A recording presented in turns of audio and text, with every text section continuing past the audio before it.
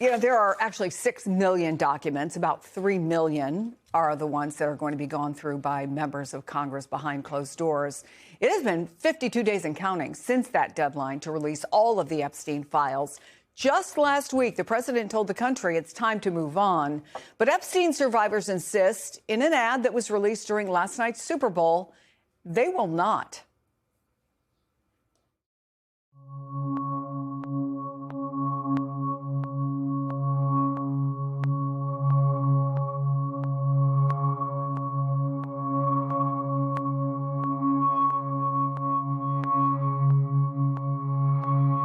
After years of being kept apart, we're standing together. Standing together. Because this girl deserves the truth. Because she deserves the truth. Because we all deserve the truth.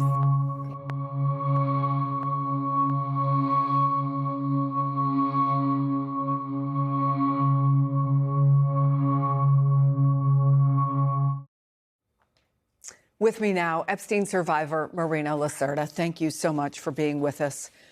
That last full black and white screen, it's time for Pam Bondi to tell the truth. Can you be more specific? What is the truth that you believe is being withheld? You know, sometimes we have this conversation as survivors all the time, and we question, why does she keep resisting to release the rest of the files, right? That's one of the questions. And we just wonder, who is she really protecting at the end of the day? And we have so many questions. And I think the main one is, you know, we know that she has, you know, family members, nieces, you know, she has a mother. If anything would have happened to anyone in her family, she would have been on top of this. And we just don't understand why she's siding with the perpetrators versus siding with us, because in the beginning it seemed like she was going to side with us, and now it's so different than what we expected. Is there something that you and your survivor and the other survivors know should be in the 3 million documents that have already been released that isn't there? And in other words, that you believe is being withheld in the other documents that have not yet been released? You know, we don't know. I think this last documents that we got was very shocking to us, you know, and I think the whole thing was shocking. But I think the 6 pages of allegations was extremely shocking and very disturbing. So we don't know what is in those 3 million files that it's so hard to, you know, that everyone's finding so hard to get released. And we just wonder what could be in those files, because if those 3 million files that we got was very shocking, we can only imagine what is in the rest of those 3 million files, you know. Today, Ghislaine Maxwell had another chance to answer questions. She said, I'll answer questions if I get clemency. You don't look surprised, but I wonder what went through your mind when you heard that. You know, it's what I've said before. This has become a circus act at this point. You know, we are wasting time giving this woman a platform to even speak on. She has lied to us before, and now she is sitting there pleading the fifth. And we all know what that means, right? Just pleading the fifth means that you're lying. You don't want to answer the questions, right? And it didn't surprise me, to be honest with you. We expected this. We knew this was going to happen. And we're just upset that, you know, Congress and they're wasting their time giving this woman a platform that is not going to give us any answers. We know this already. We know who she's protecting at the end of the day. And we know that she's going to continue to protect multiple predators, as I should say. The Associated Press examined the files that have come out. They said it shows the FBI and federal prosecutors, quote, diligently pursued potential co-conspirators, but never found enough evidence to bring charges against anyone besides Maxwell and Epstein. What do you make of that?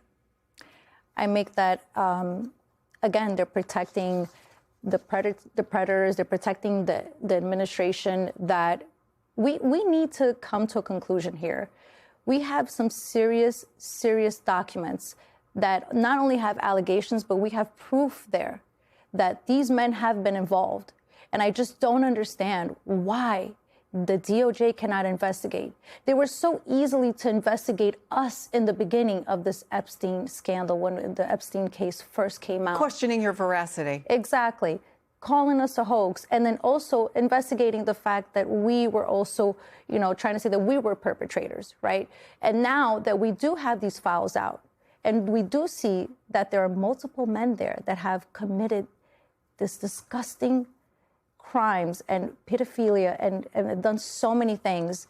And I look at myself and I look where we are in America and I'm like, this is what we've come to. It's painful to watch what we've come down to. So many of your fellow survivors and you have had the bravery to come forward and keep talking about it, not letting the story go away, in spite of what the president has suggested, that it's time to move on. The DOJ clearly does not seem like it's going to bring any kind of charges, is not going to pursue any of the questions that you want answered.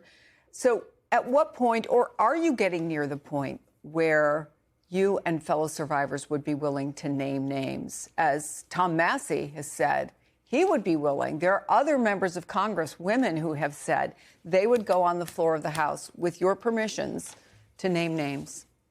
And, I think that's something that everyone always asks us is like, why don't you guys just name people? Why, people have to understand we are already doing something so risky about, just putting our names out there and telling our stories, right?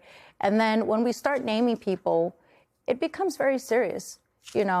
People can, they can sue us for defamation. There's so many things that can happen to us. We are already, feeling that we have no privacy, we have no type of security after the last Epstein files were dropped. Our names were not redacted correctly. A lot of our information was out there. This has not only hurt us, but also our family and friends that have nothing to do with this.